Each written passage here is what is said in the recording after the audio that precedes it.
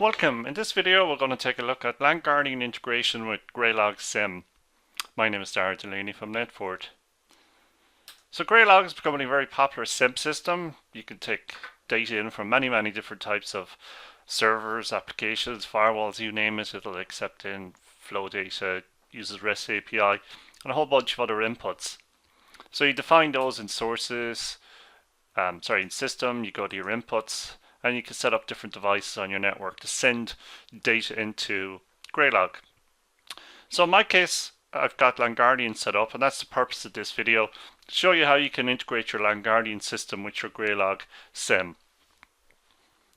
First thing you need to do is go to your LANGuardian, click on Settings, scroll down here to the syslog forwarder, and you can set your Graylog IP here and tick whatever data you want sent in.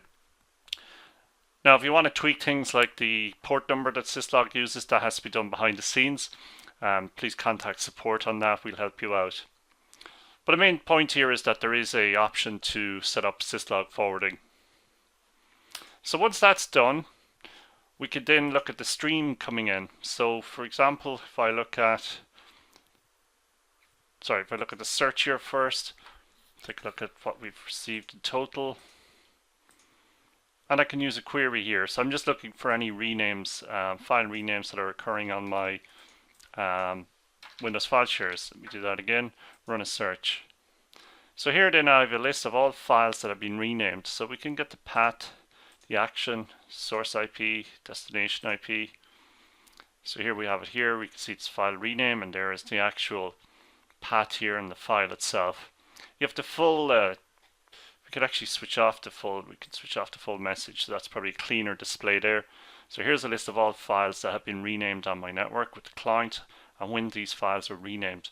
And this is a really useful way of generating a ransomware alert. If the number of renames goes up, you got a problem. So then I can add this count to the dashboards. You can just click here. I've created a dashboard already called Ransomware Monitor, so I can add it to that dashboard. So you can either search for the data or put it up in a dashboard. So let's go to dashboards. And you have here to create one. I've already done that. Let's go into it. So what does this tell us? Firstly, I have a trend here. If I drill down, I have the option here to zoom in. You just select a piece of, or zoom in here to a particular time period, and we show what files were renamed.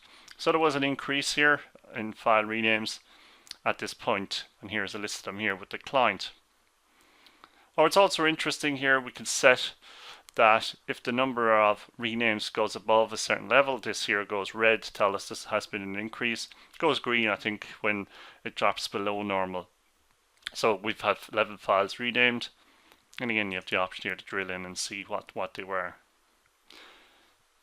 So just one point, this is just an example. It's just, in my case, it's a good starting point to create a ransomware dashboard within Graylog, but there's loads of other ways that we can use LANGuardian data here, and we'll do further videos on this particular subject. Key point today is that there is an option there to integrate your LANGuardian with Graylog if you have that SIEM deployed on your network.